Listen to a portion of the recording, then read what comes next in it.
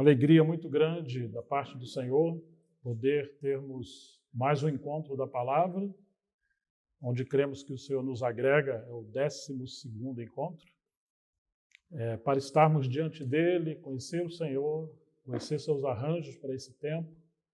E depois de muito tempo de oração, o sentimento que o Senhor colocou, o discernimento no coração de muitos irmãos que servem entre nós, foi um tempo para compartilharmos sobre família, o pensamento de Deus em relação à família, as demandas para esse tempo, mas muito mais do que atender a nossa expectativa como família, que o Senhor nos ajude a atender às expectativas de Deus, suas intenções, o seu coração, o clamor do seu coração para esse tempo. E isso é uma coisa que precisa ficar muito clara para nós desse tempo, né? Que certa vez Kemp Morgan disse que Deus interpreta a si mesmo por meio do sofrimento dos seus servos. E que ser um profeta seria experimentar os sofrimentos do coração de Deus através da sua vida. Por isso Oséias sofreu tanto em relação à sua esposa e seus filhos e outros servos que Deus usou. Era uma maneira de Deus interpretar o seu sofrimento com seus servos, que somente por meio de ensinamento talvez não seriam percebidos, entendidos. Então, muitas vezes não entendemos o porquê das crises em nosso tempo, tanto na sociedade, na nação, mas especialmente sobre família e a igreja. Muitas das vezes a permissão de Deus é para que possamos voltar para Ele e entender o que passa em seu coração. Que o Senhor nos ajude nesses dias que estamos aqui diante dele, na dependência do Senhor, ouvir o Senhor, nos posicionar pelo Senhor. Estamos gratos por todos que se moveram para estarem aqui, de tantos lugares, de tão longe. Tem um ônibus do Rio de Janeiro, vieram de madrugada, e isso é um encorajamento muito grande para outras cidades, então vocês estão de parabéns por essa posição de servir o Senhor a todo custo. Tem uma família de Colômbia, que vieram passar um tempo no Brasil com seus parentes, mas também vieram para estar no encontro. Tem irmãos do Sul, tem irmãos de tantos lugares que o Senhor nos deu um poder milagroso de poder abraçar, ou pelo menos saudar cada um, né, em privado. Também agradecemos o Senhor por esse tempo, o irmão César, quando a igreja está conosco. Esse foi um sentimento, um desejo geral dos irmãos. E nós agradecemos ao nosso irmão que atendeu o nosso convite. O Roger Fux, que é um amigo de muitos anos, quando a gente tinha cabelo preto ainda, não tínhamos filhos. Então já se vão algum tempo, né? Nossos filhos estão aí, os mais velhos com 30 e pouquinho, outros com 28. Então, esse dia eu ficava pensando, minha caçula está fazendo 27 anos, né? E nós também estamos muito felizes pelas nossas esposas nos acompanhar e amigos de tantos lugares, os irmãos que coordenaram a parte da logística, do aspecto prático, Fabrício, Ariana, Henrique, Rafaela, Marane, Jéssica e tantos que têm cooperado, que sem a cooperação desses irmãos nós não poderíamos ter esse momento aqui.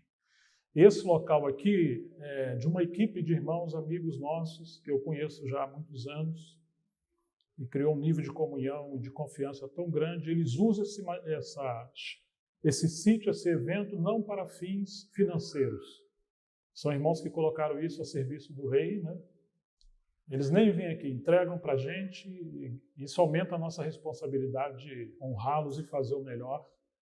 E tudo que está sendo feito aqui é para o Senhor. Mesmo a questão financeira não tem outro propósito a não ser suprir as necessidades que são colocadas para poder custear. Mas nosso coração também está muito agradecido por essa comunhão com esses amigos nossos. Isso é realmente um privilégio muito grande, né? Que Deus nos abençoe e que vocês sejam encorajados pelo Senhor, em nome de Jesus. Nós vamos abrir a palavra do Senhor no capítulo 3 do livro de Efésios, por favor.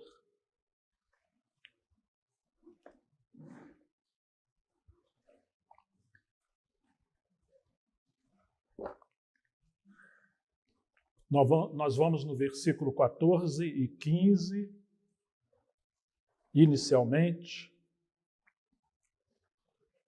que nos diz assim: por esta causa eu me ponho de joelhos diante do Pai, de quem toda a família, nos céus e na terra, recebe o nome.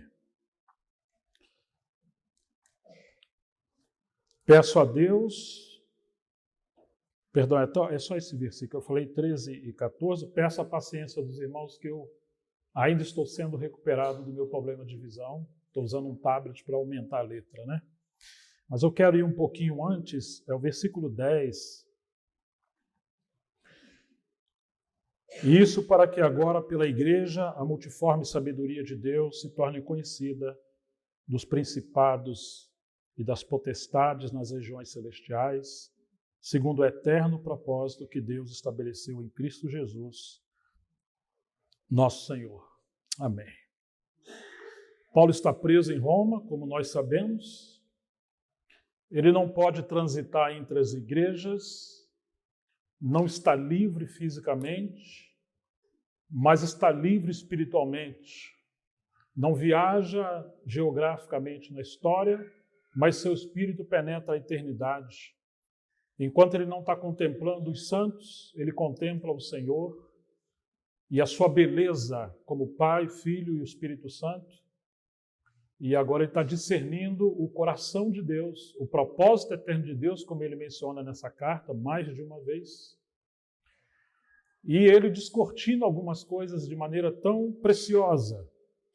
Em primeiro lugar, ele fala que a multiforme sabedoria de Deus seja conhecida diante de principados e potestades nas regiões celestiais, por meio da igreja. Algumas vezes o contexto de Paulo, que conhecia muito bem os jogos nas arenas olímpicas da Grécia Antiga, tem aqueles espectadores nas arquibancadas e um cenário de violência, de batalha está ocorrendo no campo. Muitas das vezes essa é a perspectiva de Paulo, né? Nós estamos numa guerra extraordinária, existe uma batalha extraordinária, e Deus quer usar a igreja. E vamos falar igreja formada por famílias, para que através da igreja ele possa tornar claro aquilo que nem sequer anjos e depois demônios jamais compreenderam. Os anjos conheceram Deus como Criador, e ainda que Deus chama os anjos de filhos no livro de Jó, e também creio em Gênesis 6, mas a questão da filiação e da paternidade de Deus, que ele originou por meio de Adão, ou do ser humano, é algo tão distinto, porque ele criou o homem à sua imagem e semelhança, ou seja, dando ao homem faculdades psicológicas, morais, espirituais, biológicas, para que o homem pudesse conhecer a Deus, ter comunhão com Deus, capacidade de raciocinar, de pensar, de refletir, de decidir pela verdade por escolha. Sobretudo, conhecer as profundezas do coração de Deus. De maneira que no livro de Gênesis, o capítulo 1 mostra a origem da criação. Lá, quando usa a palavra Deus em português, Elohim, no hebraico, mostra Deus como Criador. E ali está falando de toda a sua criação. Termina o capítulo 1 falando, então Deus criou o homem. Ou seja, que a coroa da criação foi o homem.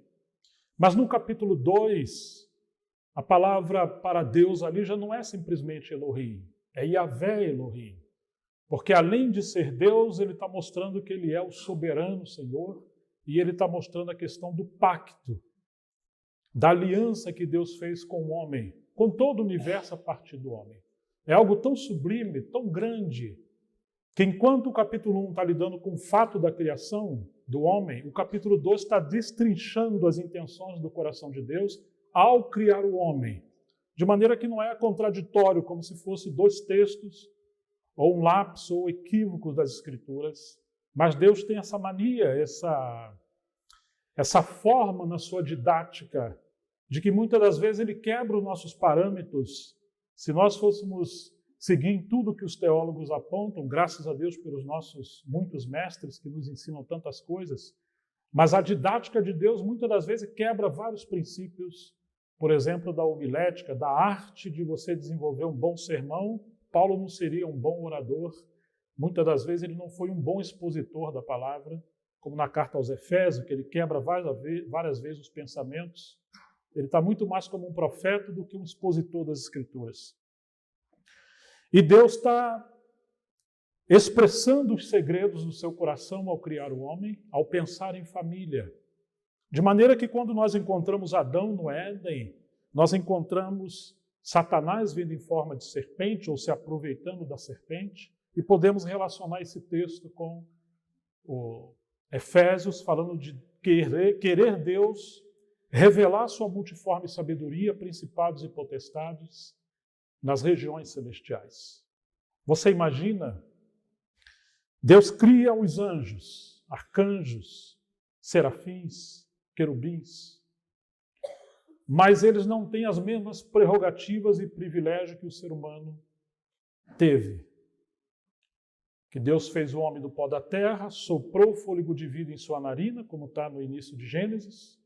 O homem passa a ser uma alma vivente, de maneira que ele tem espírito, alma e corpo, e dotado de faculdades. Deus simplesmente manda ele cultivar o Éden. A palavra Éden é prazer, era um lugar de prazer. Deus entregou ao Adão aquelas responsabilidades ou princípios que deveria ter comunhão com Deus, que Deus viria na viração da tarde, do dia para a noite. Deus entregou ao homem a responsabilidade de cultivar o jardim, de guardar o jardim. Guardar o jardim? Sim, guardar o jardim, porque embora não houvesse a queda do homem, mas houve a queda daquele querubim ungido. E que, querendo ser Deus, querendo usurpar o trono e a autoridade de Deus, ele foi lançado para a terra. E agora o querubim caído, Satanás, o opositor de Deus, está vendo aquela criatura que Deus criou. E quando Deus se revela como o Deus da aliança, porque assim ele vai se revelar depois às gerações de Abraão, mas começa com Noé, da aliança que Deus faz com Noé, depois com Abraão, com Isaac, com Jacó, com Davi, até chegar o Messias, a esse ódio mortal, terrível no coração de Satanás, e ele quer destruir a obra que Deus iniciou por meio de Adão. Então ele tem que cultivar e ele tem que guardar o jardim. Deus também confiou a ele a responsabilidade de dar nome a todos os animais. Deus poderia fazer tudo isso, ele é soberano. Mas ele queria que o homem tivesse diálogo, relacionamento com ele, e não somente isso, expandisse as suas faculdades. Sua vida espiritual, moral, psicológica, humana, biológica, aquilo ali era só a gênese da criação de Deus em relação ao homem. E Deus deu tanta liberdade porque disse que o homem poderia comer de todas as árvores livremente, diz o texto. Mas da árvore do conhecimento do bem e do mal que está no meio do jardim, não coma dela porque você vai morrer. Ou seja, que o peso da liberdade foi extremamente grande, com uma restrição que seria a aprovação de Deus à integridade de Adão. Só isso que ele pediu. Deus não colocou uma muralha no jardim porque esperava, por certo, que a comunhão dele com Adão se tornasse uma muralha de amor e de proteção. De maneira que, embora Adão viu que estivesse nu depois que pecou, as suas vestes eram a glória da presença de Deus com Adão. Que coisa linda, que coisa maravilhosa. Se você pegar o último versículo do livro de Lucas, capítulo 3, e diz na genealogia, Adão, filho de Deus. É assim que o Espírito Santo fala sobre Adão. Deus queria manifestar a sua paternidade e queria que Adão comesse da árvore da vida para que ele se tornasse, porque até então ele é inocente, ele não é santo e nem pecador. Ele é neutro, ele é simplesmente puro e ele é ingênuo. E Deus esperava que o homem fosse constituído com a sua vida representada pela árvore da vida e aquela coroa da criação de Deus, da glória de Deus, ao ponto de Deus lhe entregar a sua autoridade para exercer na terra. Deus esperava que o homem caminhasse por esse caminho de comunhão. Deus não lhe obrigou a nada, porque ele não queria uma máquina, ele queria um filho, ele queria um amigo. Como diz o livro de Malaquias, ele buscou em relação a Adão uma linhagem de piedosos. E Deus permitiu o homem tomar essas decisões. Agora, nosso querido Paulo vai dizer que, no versículo 10 de Efésios 3, onde nós estamos, isso para que agora, pela igreja, a multiforme sabedoria de Deus se torne conhecida dos principados e das potestades nas regiões celestiais. Ou seja, Deus quer revelar as profundezas de si mesmo e desse mistério que Paulo fala nessa carta, coisas que nem sequer os anjos compreendiam em sua totalidade. Então, no versículo 14, ele vai dizer, por essa razão eu me ponho de joelhos diante do Pai. Agora, Paulo entra num nível que, além de revelar Deus como Criador, e além de mostrar, inclusive, o aspecto da redenção, como na carta aos Romanos, que é um fundamento do pensamento apostólico de Paulo, é uma carta de doutrina. Ali nós temos as questões básicas da fé cristã, como justificação. Paulo está indo além do tempo, e na verdade está indo além antes da queda. Paulo está penetrando no pensamento de Deus sobre a eternidade. Deus, independente do seu propósito, da sua economia, ele é pai. E o seu filho é filho. E aí temos a pessoa do Espírito Santo. Um só Deus, um só ser, subsistindo em três pessoas, com aquele amor ágape, incondicional. E agora Paulo, ressaltando Deus não apenas como Senhor soberano, e não apenas como Salvador, ou seus outros atributos, especialmente no Antigo Testamento, mas ele está revelando a paternidade de Deus. E isso é um grande problema, quando não compreendemos. Porque uma coisa é você ver o seu pai como um profissional, outra coisa é você se relacionar com ele como seu pai. As prerrogativas, as bases são completamente diferentes. Infelizmente, por causa da queda, o homem se achega a Deus como Deus, porque muitas vezes ele está buscando o seu poder, a sua proteção, a sua provisão, a sua cura. O homem, às vezes, não quer ir para o céu, mas ele quer Deus e o seu Filho como Salvador porque ele tem medo de ir para o inferno. Ele quer o pão do cada dia, o pão nosso.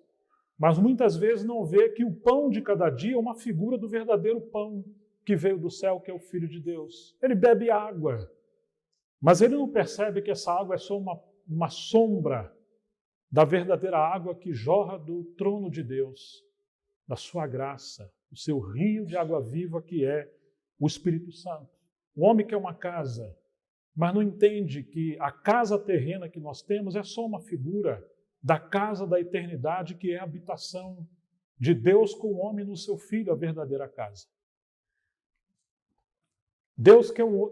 O homem quer o Deus como um guarda-costa, como um protetor e um provedor. Mas nós precisamos ir muito além. Deus quer que nós possamos vê-lo como Pai, o Pai Celestial, de um amor tão profundo que Ele deu o seu único Filho, o Filho do seu amor, morreu por nós. E agora, quando o Filho ressuscita e chega à glória, na ascensão, ele fala, eis aqui a mim e os filhos que Deus me deu, que tu me deu.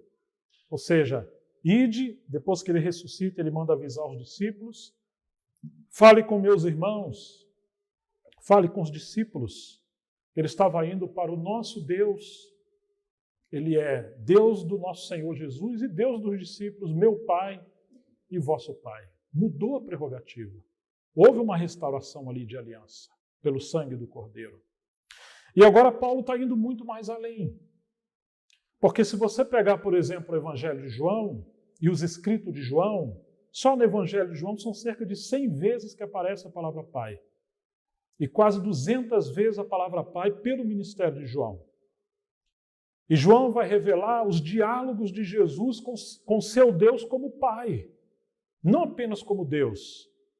E ele vai dizer que aqueles que o Pai lhe deu, em João 17, ele lhes revelou o seu nome.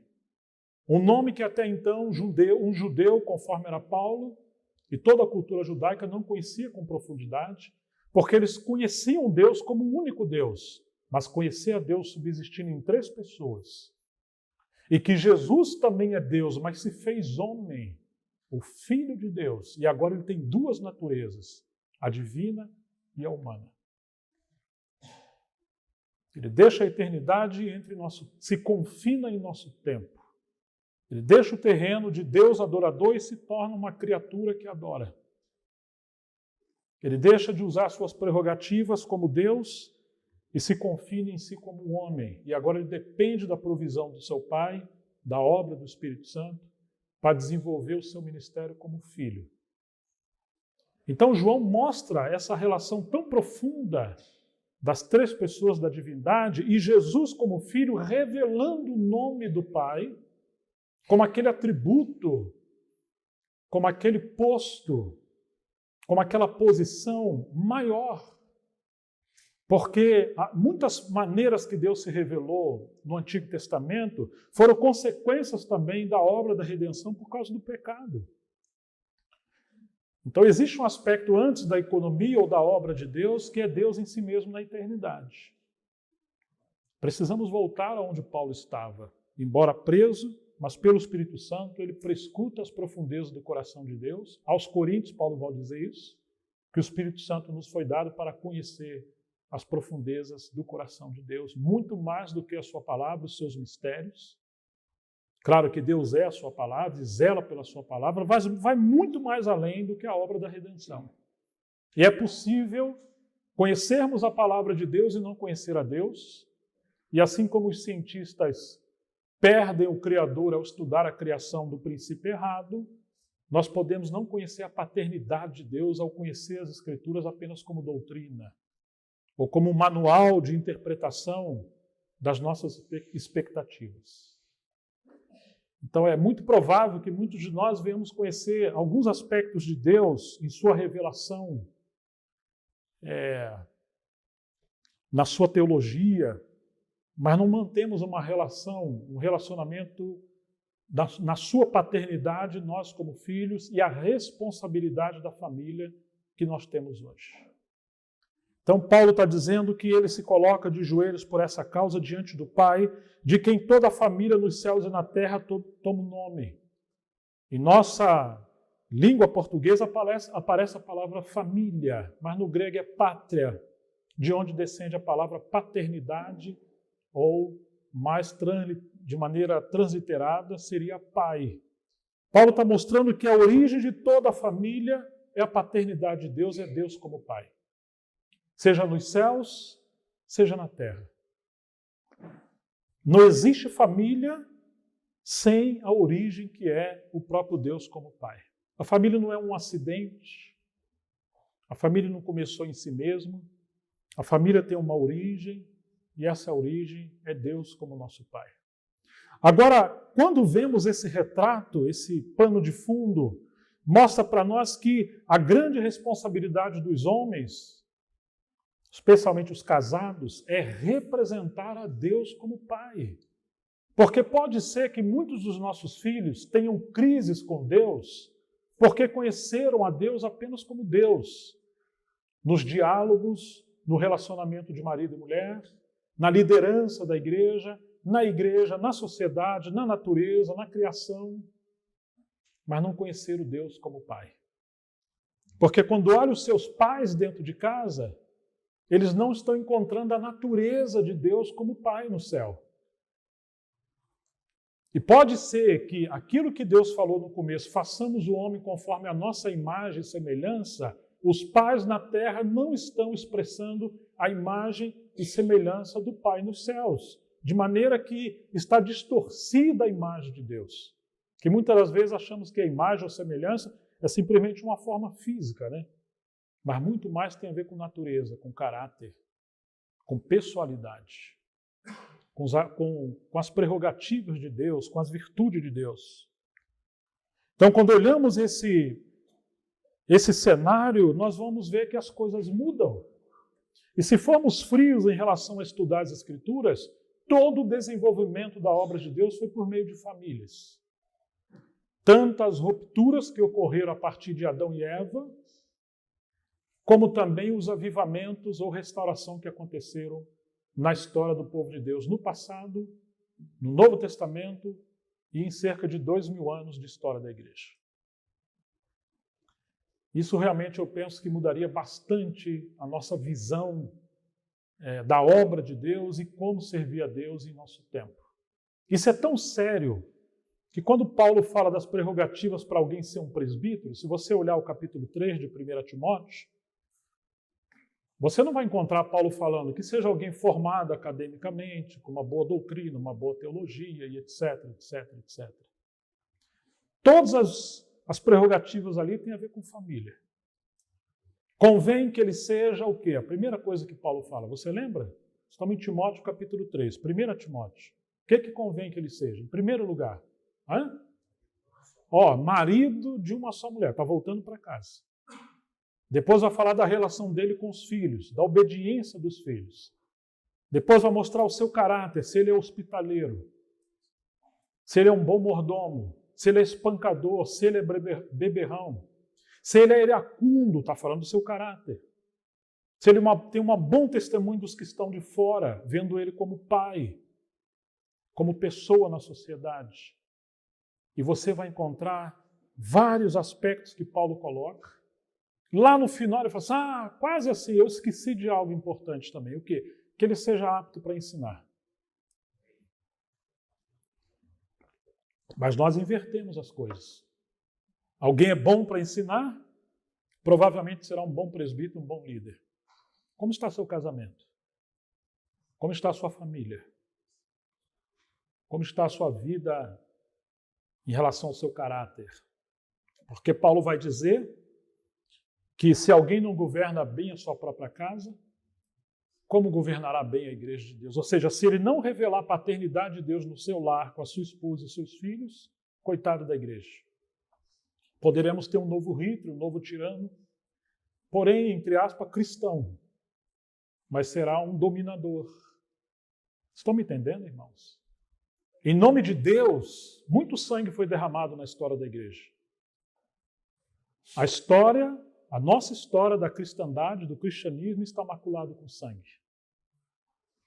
Muitos usaram a Bíblia como espada, mais para ferir os seus irmãos, porque tinham mais uma espada, no lugar de cortar a si mesmo e os inimigos, feriam os seus irmãos. Poucos tiveram uma bacia com água e uma toalha na mão. Muitos usaram da liderança com abuso de autoridade e de maneira manipulando as Escrituras e dominaram o povo de Deus, porque eles têm crises com a paternidade com seus pais.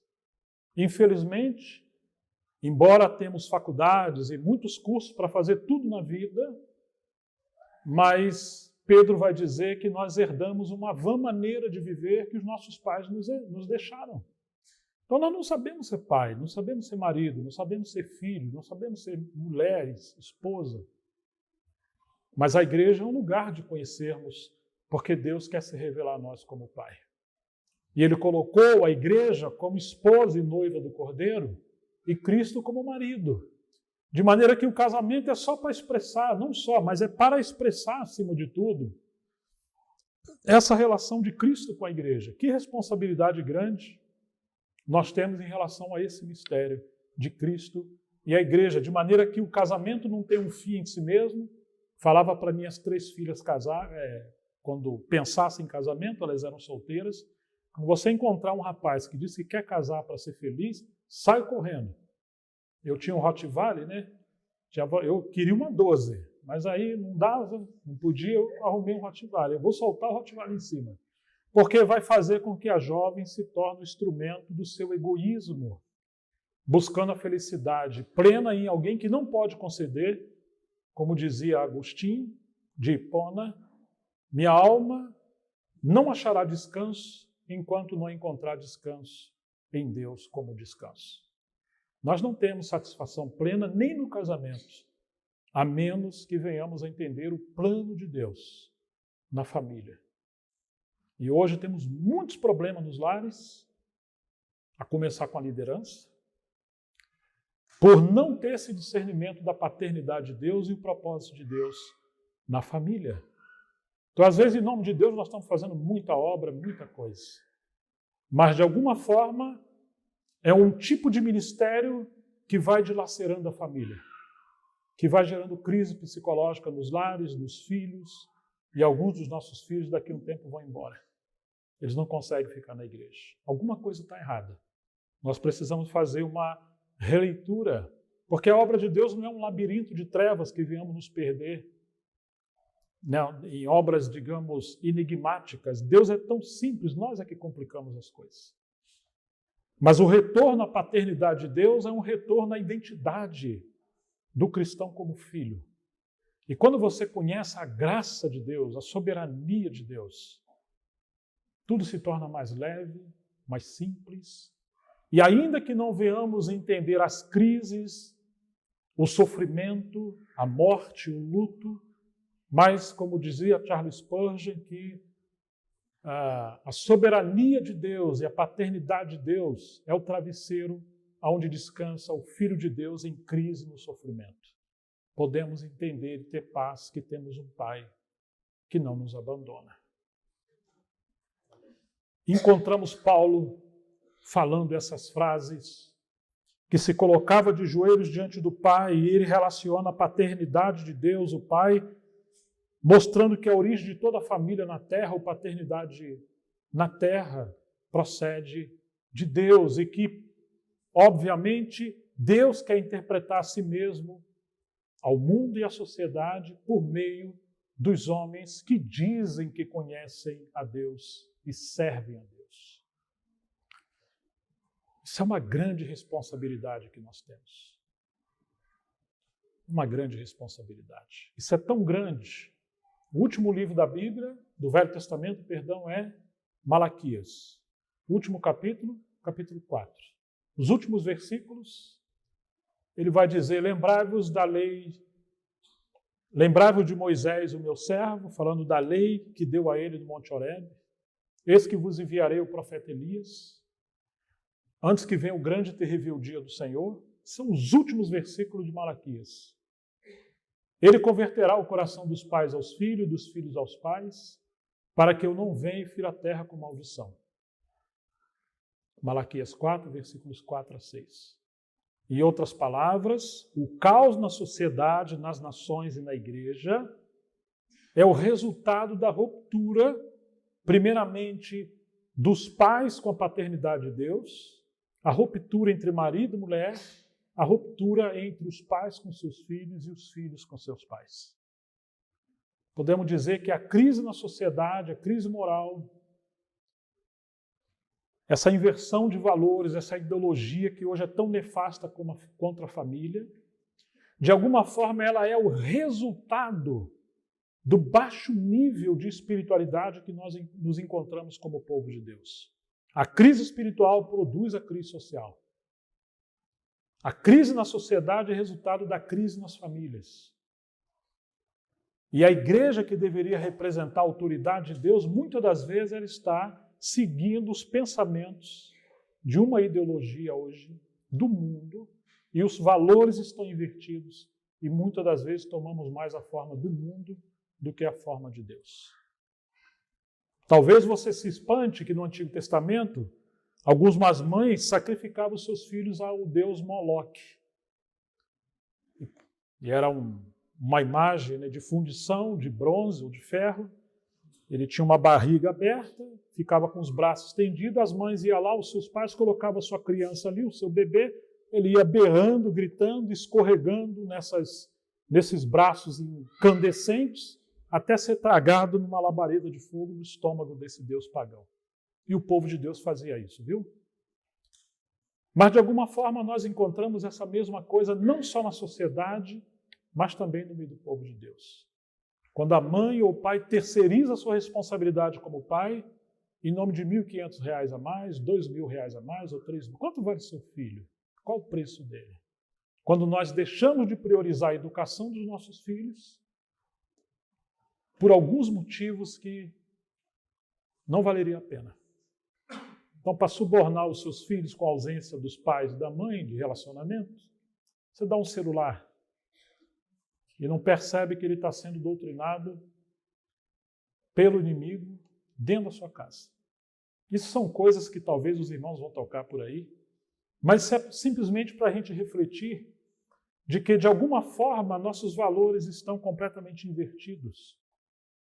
Porque nós trocamos muitas horas para ganhar mais dinheiro do que ter um tempo de qualidade com a esposa e com os filhos. Talvez seja um tempo perdido, um tempo de qualidade. Um dia a conta vai chegar e nós vamos, infelizmente, quando colocar na balança, nós vamos ver que, infelizmente, não vale a pena. Não valeu a pena e, pior, algumas coisas não poderão ser recuperadas. Mas voltando ao pensamento inicial da paternidade de Deus e essa relação com os anjos, Deus colocou homens fracos para representar a Ele. E o inimigo, de todas as formas, quer provar para nós de que não vale a pena e não é possível que nós vamos perder o tempo seguindo a Deus como Pai. Porque Ele não seguiu. Você encontra a história disso em Jó, o inimigo andando pela terra e Deus provoca ele. Está vindo de onde? Estou vindo de rodear a terra e passear por ela. Passear? Particularmente eu penso que o diabo mentiu, como lhe é próprio. Deus pergunta, como é que você pode passear se eu tenho um amigo lá, meu servo Jó? Ou seja, o jardim se tornou um deserto, um inferno para o diabo quando ele encontrava Jó. E o que Jó fala? Mas você está subornando ele? Toca. Tem muitos bens, muitos filhos, esposa. E Deus permitiu. É isso que o inimigo faz. Ou seja, ele realmente quer nos desafiar de que não vale a pena servir a Deus, que Deus não é justo. Ele não é bom. E ele colocou situações entre nós, de alguma forma, para inclusive nos permitir o sofrimento. Muitas das vezes nós ouvimos a serpente, no lugar de ouvir a Deus. E quando você vê o drama que está no livro de Gênesis, vamos apenas olhar algumas passagens muito breves. Gênesis, o capítulo 1.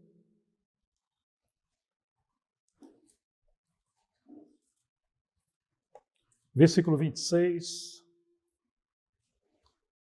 Eu estou usando a versão da Bíblia textual, porque ela pegou alguns pensamentos no original, não por causa do original, mas sim por causa de Deus, né? Que eu queria ressaltar. E disse Deus, façamos o homem à nossa imagem, conforme a nossa semelhança, e exerçam domínio sobre os peixes do mar, sobre as aves dos céus, sobre o gado, sobre toda a terra e sobre todo o réptil que rasteja sobre a terra. E Deus criou o homem conforme a sua imagem, a imagem de Deus o criou, macho e fêmea os criou, e Deus os abençoou e lhes disse, frutificai, multiplicai-vos, enchei a terra e subjugai-a, dominai sobre os peixes do mar, as aves dos céus e sobre todo ser vivo que se move sobre a terra. E disse Deus, eis que vos tenho dado toda a erva que produz semente, que está sobre a face da terra. E toda árvore em que nela há fruto e que produz semente, ser-lhe-á de alimento. E a toda besta da terra, e a todas as aves dos céus, e a tudo que rasteja sobre a terra, nos quais há vida, toda a erva verde lhe será por alimento. E foi assim. E viu Deus tudo o que havia feito. E eis que estava muito feliz. E viu Deus que era bom, e houve tarde, e houve manhã, no sexto dia. E chegamos no capítulo 2,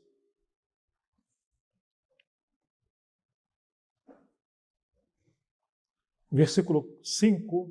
No dia em que Deus fez a terra e os céus, não havia ainda nenhuma planta do campo, nem havia brotado ainda na terra nenhuma erva do campo, porque Deus não havia ainda feito chover sobre a terra, nem havia homem para lavrar o solo, senão que subia da terra um vapor que regava a superfície do solo. E do pó do solo Formou Deus ao homem e soprou em suas narinas o fôlego de vida, e o homem chegou a ser alma vivente.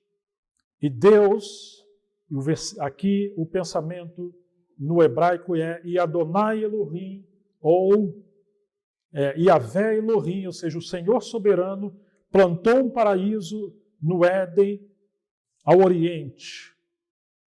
E pôs ali o homem que havia formado, e Deus fez brotar do solo da terra toda árvore agradável à vista e boa para a comida, e no meio do paraíso a árvore da vida e a árvore do conhecimento do bem e do mal.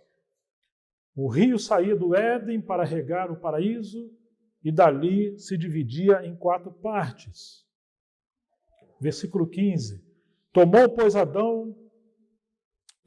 pois, Deus o homem e o pôs no meio, colocou no paraíso para o cultivar e o guardar. E versículo 16. E Adonai Elohim pôs sobre o homem um mandamento, dizendo: de toda árvore do paraíso comerás livremente, mas da árvore do conhecimento do bem e do mal não comerás dela, porque no dia em que dela comerdes, certamente morrerás. Disse Adonai Elohim: não é bom que o homem esteja só, façamo-lhe uma ajudadora. Então Deus fez a Eva, apresentou a ele, e ele chamou ela de Eva, ele deu o nome, que era carne da sua carne, ossos dos seus ossos. E no versículo 24 diz: por isso deixará o homem seu pai e sua mãe, olha que família, pai e mãe, e se unirá à sua mulher, e os dois se tornarão uma só carne.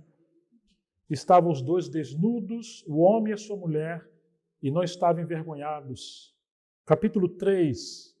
Mas a serpente era astuta mais do que todo animal selvagem que Adonai Elohim havia feito. E disse a serpente à mulher: então Elohim tem dito, não comais de nenhuma árvore do paraíso? Temos que prestar atenção, e por isso eu estou falando esses nomes no original, porque aqui a serpente, ela diminuiu a forma que Deus se manifestou. No capítulo 1 ele é simplesmente Elohim, ou seja, Criador. No capítulo 2 é Yahvé, ou Adonai Elohim. É o Senhor soberano, Criador. É o Senhor como Senhor do pacto que fez com o homem. Quando ele está falando da criação, no capítulo 1 ele é Deus, se manifesta como Deus. Quando ele está lidando com o homem que ele criou e as suas relações com a família, ele se revela como o soberano ou o Senhor que tem um pacto com o homem. Isso muda todas as coisas, porque o pacto é inviolável. O diabo crê que Deus existe, tanto que Tiago falou: você crê que há um só Deus? Está na carta de Tiago. Você faz bem, mas os demônios também creem e estremecem, porque eles creem que Deus é Deus, o Criador. Mas eles em nenhum momento aceitam o pacto de Deus com eles e nem sequer com o homem, porque eles quebraram o pacto quando eles romperam com o Senhor na rebelião de Satanás. Agora, jamais ele vai aceitar que o homem tenha um pacto de fidelidade com Deus. Então ele começa a torcer a maneira que Deus se revelou no capítulo 3. Então, o diabo, por meio da serpente, fala com a mulher. Agora que interessante, o diabo, por meio da serpente, não vai falar com o homem, que Deus delegou autoridade para cultivar e guardar, que Deus delegou autoridade para ele exercer autoridade sobre toda a criação, porque ele representava a autoridade de Deus. A quem ele vai? Ele vai à mulher, que no Novo Testamento é chamada de vaso mais fraco. E pelo incrível que pareça, a mulher vai conversar com esse ser estranho, uma serpente. Claro, a serpente em si era muito bonita, era normal, não tinha queda. Mas diz a Bíblia que a serpente era mais sagaz do que todos os outros animais. Claro que essa palavra sagaz, no original, não está mostrando um aspecto ou astuta negativo, mas sim de esperteza. E, infelizmente, a mulher conversa e diz, no versículo 2, e a mulher respondeu à serpente. Poderia ter falado, ô Adão, ou então falar, vai ali conversar com Adão, que eu estou ocupada. Esse assunto de autoridade, de governo, essa pergunta sobre Deus, fala com ele, sabe por quê? Eu não estava lá quando Deus falou isso. Deus criou meu marido do pó da terra, soprou lá o vento, o fôlego, e isso ele contou para mim e falou algumas coisas. Mas conversa com ele porque o assunto original está com ele. Ela não fez isso. E a mulher respondeu à serpente, do fruto das árvores do paraíso podemos comer, mas do fruto da árvore que está no meio do paraíso, Elohim tem dito, não comerás dele, nem o toqueis, para que não morrais. Não foi isso que Deus falou. Deus falou que pode comer livremente, ou seja, o diabo também está atacando a bondade de Deus. Como se Deus fosse mau. Não, vocês têm liberdade. Livremente. E ela também adicionou que se tocar, vai morrer. Deus não falou que tem problema tocar. Deus falou que não deveria comer. Em outras palavras, você vai encontrar que o inimigo, como se fosse numa mesa de negociação, ela tomou a liderança do assunto e está dominando o jogo. Agora presta atenção nisso aqui. Como a mulher respondeu, versículo 7. E a mulher respondeu à serpente, do fruto das árvores do paraíso podemos comer, mas do fruto da árvore que está no meio do jardim, ou do paraíso, Elohim tem dito. Em outras palavras, a serpente falou, foi assim que Elohim tem dito? E a Eva está dizendo, Elohim tem dito. Ou seja, que a mulher está repetindo o conceito de Deus que a serpente tinha, deturpando a imagem, o caráter, os atributos de Deus. Não é isso que está no capítulo 2. O que está no capítulo 2 é, então, Yahvé Elohim. Então, Adonai Elohim. Ou seja, não é apenas Criador, ele é o soberano do universo. Ele é o Senhor da glória. Ele é o Pai Celestial. E ele é o Deus do pacto com Adão e Eva. Mas o inimigo semeou no coração de Eva ver apenas Deus como Criador. E como Criador ele não foi justo.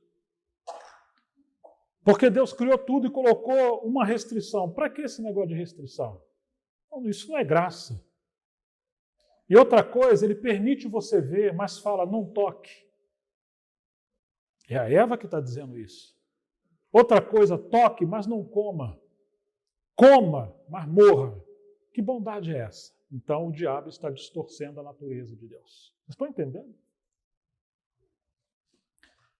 Pior, indo um pouco além. Uma outra queda aqui de Eva. Eva não estava bem constituída com a palavra de Deus que havia falado com Adão. E esse tem sido um problema do nosso tempo. Porque você vai encontrar em 1 Timóteo 2, versos 13 em diante, que quem foi enganado foi Adão. E Deus vai sentenciar Adão e não Eva. Capítulo 5 de Romanos 12 vai dizer, por um homem entrou o pecado no mundo. Ou pela desobediência de um só homem entrou o pecado no mundo. Pelo pecado, a morte, por isso a morte passou a todos os homens. Ele não disse que foi pelo pecado de Eva. E vai seguir o capítulo 5, do 12 até o 19, dizendo que pela desobediência de um só homem. E aquele homem, Paulo chama ele de Adão. Então a sentença de Deus não está sobre Eva, sobre esse caos, mas primeiramente, é claro que ela tem a parcela dela, sobre Adão, porque o mandamento foi para a cabeça, para o homem. Mas você começa a ver ali o caminho de Satanás trabalhar. E Eva não estava bem constituída com a palavra de Deus falada por Adão. Agora Eva responde e a serpente vai prosseguir esse diálogo. Mas a serpente disse à mulher, certamente Deus exagerou. É para você talvez ter medo. Não morrereis, vocês não vão morrer.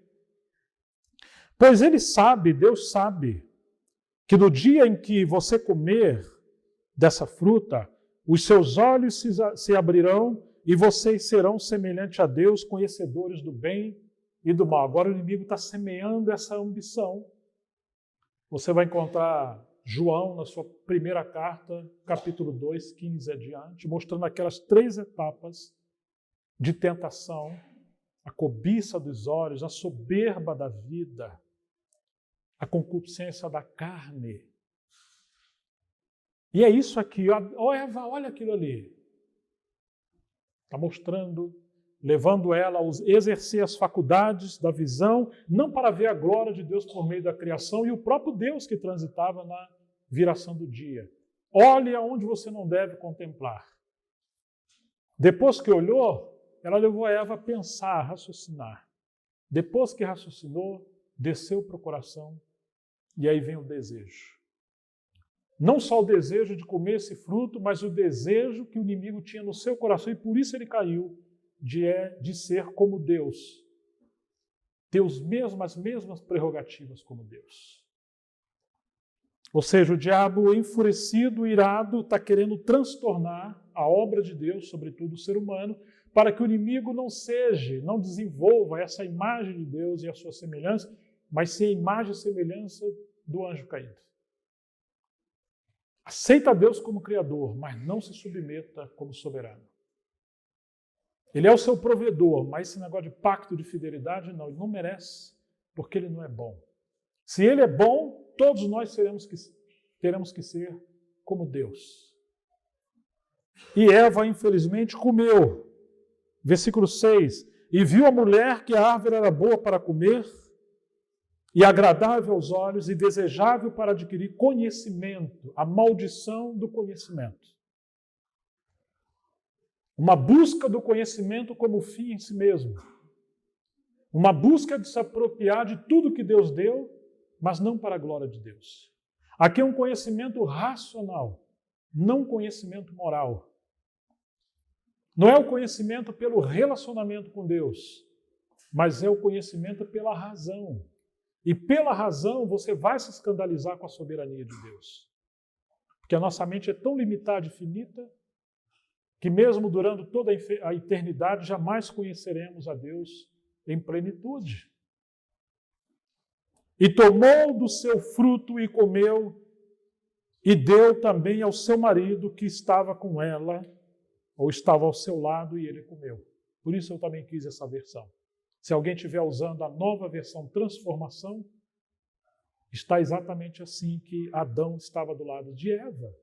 Existe um livro de Larry Crabb, intitulado O Silêncio de Adão. Existe também os comentários de Scrooge, que comenta esse trecho. E existem alguns irmãos que são versados nos textos originais, são profundos e, ao mesmo tempo, além de eruditos, são piedosos. E eles restauraram esses pensamentos originais, que as nossas versões, às vezes, não todas, deixa de maneira não muito clara, de que Adão estava ali. E parece que a coisa estava tão próxima que Eva está vendo. Você não pode ver algo que esteja do outro lado. Claro que nós não sabemos o nível das faculdades do QI de Adão e Eva. Com certeza nós temos talvez, 2%, 3%, se chegar a isso, de 1% do que eles tinham. Mas parece que eles estão ali. A Bíblia diz, fuja da aparência do mal. Mas parece que eles estão brincando ali perto da árvore do conhecimento do bem e do mal. E pior, Adão está ali, e Adão está vendo esse diálogo, e Adão não tomou a postura de cabeça, de líder, de protetor da mulher. E a mulher, infelizmente, seduzida pela serpente, ela se apropriou desse fruto, deu a Adão, e o que aconteceu? Adão não representou a Deus. Adão agradou mais a sua esposa do que a Deus. E todas as vezes que nós amamos alguém, e num ato de amor fazemos coisas que vão ferir a santidade de Deus, o caráter de Deus, o pacto de Deus conosco, a aliança, a palavra de Deus, nós estamos dando lugar à serpente quando fazemos essas coisas. Devemos amar os maridos, amar as esposas, como é o mandamento de Paulo, de Deus por Paulo, mas nunca substituir e colocar as esposas no lugar de Deus ou amar os filhos mais do que a Deus, ou a mulher amar mais os filhos do que o seu marido, porque ela deve honrar primeiro o seu marido e preparar os meninos para serem homens e as meninas para serem esposa no mundo real. Mas quantas vezes colocamos as coisas no lugar de Deus? E infelizmente Adão fez isso. Eles foram abertos completamente os olhos e ambos se deram conta de que estavam desnudos. A primeira coisa que eles perderam aqui, o revestimento da glória de Deus como fruto da comunhão, e viram a sua nudez. E cozeram folhas de figueira. A figueira na Bíblia representa a religião. Como você vê Jesus vindo de Betânia, vê um pé de figueira que não tinha figo e ele amaldiçoou. Chega em Jerusalém e amaldiçoou o templo, porque ali não tinha realidade espiritual. O homem agora está procurando salvar e justificar a si mesmo por meio da religião. E ele, porque tem uma crise com Deus, e porque os papéis no seu lar estão invertidos, a mulher tomou o lugar da cabeça e o homem o lugar de cauda, no lugar de protetor ele foi conivente, agora ele se esconde na religião, e esse é um problema do nosso tempo. Igrejas numerosas, com nível de palavra elevado, lares dilacerados. Grandes empresários, mas que não sabem ser pais. Pregadores e mensageiros extraordinários, mas não conseguem ter diálogo na mesa com seus filhos. Alguns amam mais o púlpito do que a mesa da comunhão. Filhos que amam tantas coisas, mas não conseguem ter um relacionamento saudável no seu lar. Às vezes, quando se sentam juntos, é diante da televisão, não diante da mesa, como os nossos pais no passado. Eles se esconderam e eles criaram folha de figueira, fizeram os aventais para si mesmos, vestimentas para si mesmos, e ouviram o som de Adonai Elohim, ou seja, o soberano Deus do pacto, Deus de amor. Sim, ele é criador, mas ele criou todas as coisas por causa da comunhão e porque quer que o homem represente a ele e desenvolva suas prerrogativas, refletindo a Deus. O homem não participaria da divindade, mas o homem expressaria a natureza de Deus quando ele comesse da árvore da vida, que era um tipo de Cristo. Quando eles ouviram o som de Adonai Elohim passeando pelo paraíso ao entardecer, o homem e a sua mulher se esconderam da presença de Deus e correram para trás das árvores. Todas as vezes que temos crise com a paternidade de Deus, vivemos uma vida escondida em relações falsas. Mas Adonai Elohim clamou e chamou ao homem e lhe disse: Adão, onde estás? Você acha que Deus não sabia onde Adão estava? Todas as vezes que Deus chama o homem, ele sabe.